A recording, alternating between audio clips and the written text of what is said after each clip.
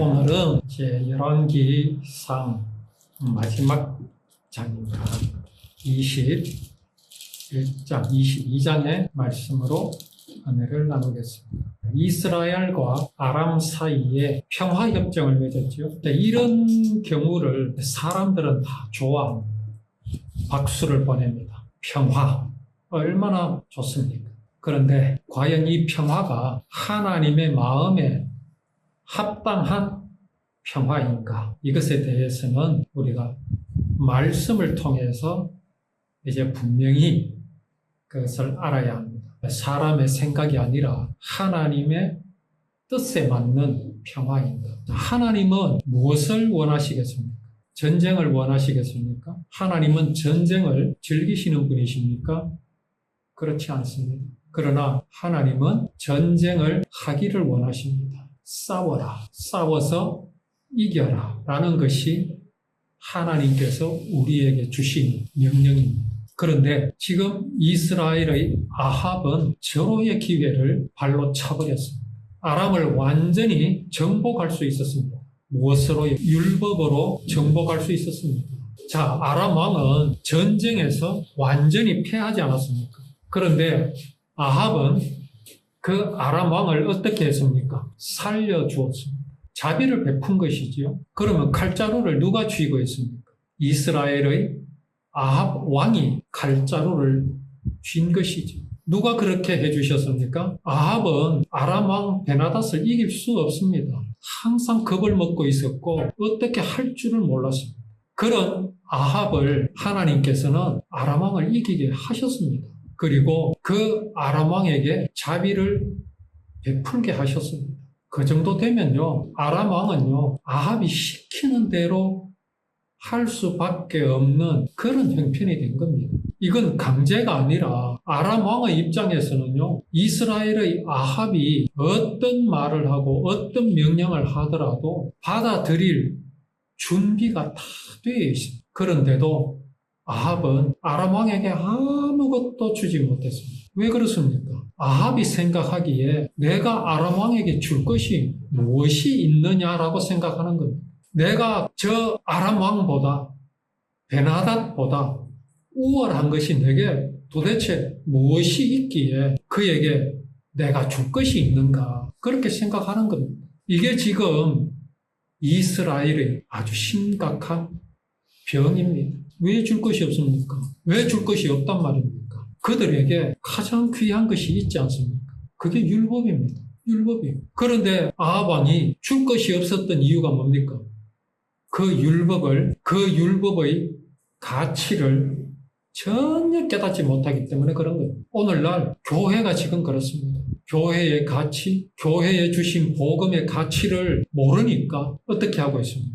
모든 종교는 같다. 종교 일치 운동에 동참하고야 많은, 그야말로 아주 이런 것을 두고 이제 비유하시기를 음녀와 같다. 그렇게 말하죠. 지조가 없는 겁니다. 지조가 없는 이유가 뭡니까? 내 가치를 모르니까 그런 거지. 교회의 남편이 되시는 예수 그리스도의 복음의 가치를 모르니까 이 남자도 좋고 저 남자도 좋고 다 좋은 겁니다. 율법의 가치를 모르니까 아람이 가지고 있는 법과 율법을 비교해 봤을 때 우위를 점하는 것이 단 한 가지도 없으니까 정복을 못하는 겁니다. 왜 그렇습니까?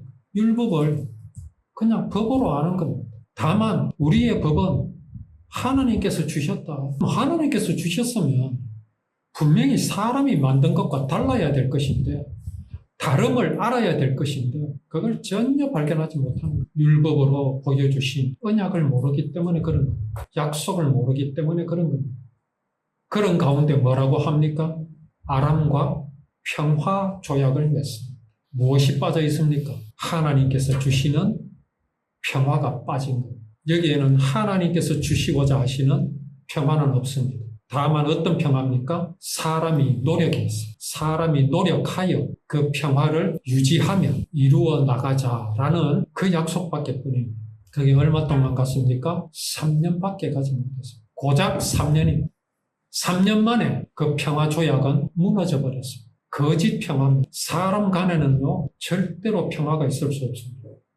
우리는 그런 기대를 아예 하지 말아야 해요. 다만 사람이 노력하여서 유지할 수 있는 것 외에는 언제든 무너질 수밖에 없다라는 그 생각을 놓치지 말아야 해요. 자, 3년째 되는 해에 누가 찾아왔습니까? 이제 드디어 저 남쪽 유다 왕 여호사밧 이스라엘 왕을 찾아왔어요. 찾아와서 뭐라고 말합니까? 찾아오니 이제 아합이 자기 신하들에게 말하지요. 아람의 왕이 길르앗 라못을 우리에게서 빼앗아 간 것을 잊었느냐고 자기 신하들에게 말합니다.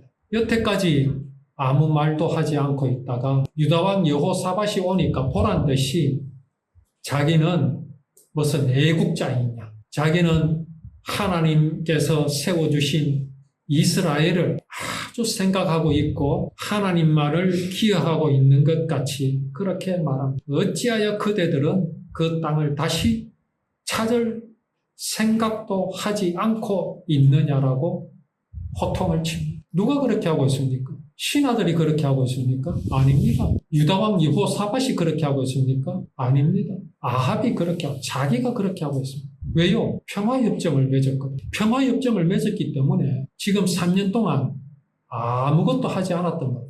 그 3년 평화하고 있는 동안에 아람왕 베나닷은 뭘 하고 있었겠습니까? 가만히 있었겠습니까? 전에 전멸하였던 병력 그저 잃어버린 채로 그냥 있었겠습니까? 사람은 결코 그렇지 않습니다. 패한 왕도 왕입니다. 망한 왕도 왕입니다. 평화협정을 맺었으니 쳐들어올 리가 없습니다. 그렇게 하는 동안 아람왕 베나닷은 결코 가만히 있지 않습니다. 몰래 무엇을 하겠습니까? 전쟁 준비를 하지요. 자, 아합이 여호사밧 왕에게 이제 묻습니다. 우리가 함께 길르앗 라못에 있는 아람 군대와 싸우지 않겠느냐? 길르앗 라못은 갓 지파의 그 영토 안에 있는 성읍입니다.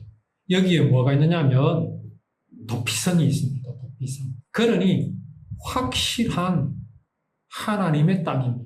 도피성이 뭡니까? 이 도피성은 이제 부지 중에 죄를 지은 사람, 실수로 사람을 죽인 사람이 사람을 죽였으면 어떻게 되겠습니까? 복수를 당하겠지요. 그 유가족들이 가만히 두겠습니까? 이런 말이 있죠. 살부지수는 불구대천이다. 이런 말이 있어요. 아버지를 죽인 자와 하늘 아래 함께 있을 수 없다. 이런 말이에요. 어떤 사람이 산에서 이제 나무를 하다가 도끼가 자루에서 쑥 빠져서 옆에 있는 아버지를 죽이게 됐습니다. 그러면 그 아들은 어떻게 하겠습니까? 네가 내 아버지를 죽였으니 내가 너와 함께 하늘 아래 같이 있을 수 없다. 그래서 어떻게 하겠습니까? 자기 아버지를 죽인 그 사람을 복수하려 하겠지. 이 사람 억울하잖아요. 내가 고의로 한 것도 아니고 실수로 그렇게 된 것입니다. 그래서 이 사람은 어떻게 해야 하냐면은 도피성으로 도망을 합니다. 도피성으로 가게 되면 그 성읍, 그러니까 지금 아까 갓 지파라 그랬죠. 갓 지파가 머무는 성읍 안에 도피성이 있거든요. 그러면 갓 지파가 머무는 성읍으로 가서 거기에 장로들에게 자기가 행한 일을 말합니다. 내가 이렇게 해서 사람을 죽이게 됐는데 지금 쫓기고 있습니다. 그러면 그 장로들이 어떻게 합니까? 판단을 하죠. 이 사람은 고의로 그런 게 아니라 실수로 그렇게 했으니 이 사람을 살려야 한다. 그래서 도피성으로 숨겨줍니다. 이제 도피성으로 들어간 사람은 언제까지 그곳에 있어야 되느냐 하면 그 사람을 쫓아오는 그들이 사는 곳에 제사장이 있을 것 아닙니까? 그 제사장이 모든 것을 판단을 하거든요. 그 제사장이 죽을 때까지 거기에 묵습니다. 제사장의 수명이 10년이면 10년 동안 있어요. 도망온 후에 바로 죽었으면 바로 나가면 됩니다. 어쨌든 도피성에 있는 성읍입니다. 그것을 어디에 빼앗겼습니까? 이 도피성은요, 진실로 복음을 보여주시는 하나님의 율법입니다. 도피성은 누구를 가르치겠습니까? 가리킵니까? 바로 예수 그리스도입니다. 모든 사람은 죄가 있습니다. 하나님의 사랑을 배반한 죄악을 다 가지고 있습니다. 내가 하나님과 같이 될 수 있다는 신념을 모든 사람은 다 가지고 있습니다. 하나님을 마음에 두기 싫어하고 하나님을 그 마음에서 내쫓아버린 그 죄가 모든 사람에게 있습니다. 이 죄 때문에 우리는 누구에게 쫓기고 있습니까? 바로 사망입니다. 사망아 너의 쏘는 것이 어디 있느냐? 사망아 너의 참는 것이 어디 있느냐? 너의 쏘는 것은 죄요. 죄의 권능은 율법이다. 이렇게 말씀하십니다. 우리는요, 사막에게 쫓기고 있습니다. 그래서 하나님께서는 도피성을 예비해 두셨습니다. 거리로 도망하여라. 도망하면 살게 됩니다. 어디로 도망하게 하십니까? 예수 그리스도에게로 도망하게 하십니다. 그 약속을 보여주신 그 도피성, 이것을 아합이 정확하게 알았다면 과연 뺏긴 상태로 그냥 두겠습니까? 왜 도피성을 빼앗기고도 여태 그냥 있습니까? 왜 그런 줄 아십니까? 도피성은요, 율법이 있기 전부터 있었습니다. 함무라비 법에도 있었습니다. 근데 우리나라에도 있었어요. 사만시대. 사만시대가 연도적으로 한 몇 년 됩니까? 기원전입니까? 아니면 기원 후입니까? 우리나라 사만시대에도 있었어요. 둔피처럼. 그래서 이제 율법을 비난하고 율법을 깎아내리는 사람들은 야, 그 도피성 모세가 함무라비 법을 뺏긴 거라고 말합니다. 그렇지 않습니다. 그렇지 않은 이유가 있습니다. 도피성이라는 율법이 있기 전에요. 이미 사람들에게는 율법이 다 있었습니다.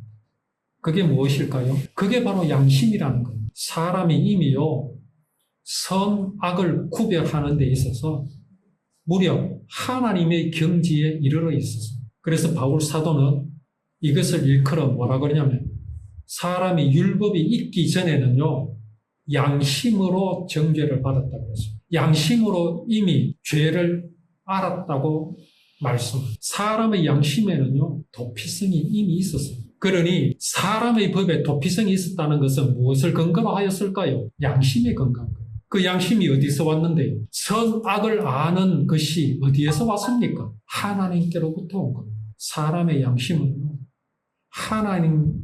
하나님으로부터 도둑질한 겁니다. 훔쳐나온 겁니다. 그것을 바탕으로 둔피처를 만든 겁니다. 그러니 모세가 사람의 법에서 뺏긴 게 이미 있었던 겁니다. 그런 도피성, 구원을 이루실 하나님의 언약으로 보여주신 그 도피성을 빼앗기고도 아합이 아람 왕을 그냥 두었고 가만히 있었던 것은 그 도피성으로 보여주시고자 하시는 하나님의 구원을 알지 못했기 때문에 그런 겁니다.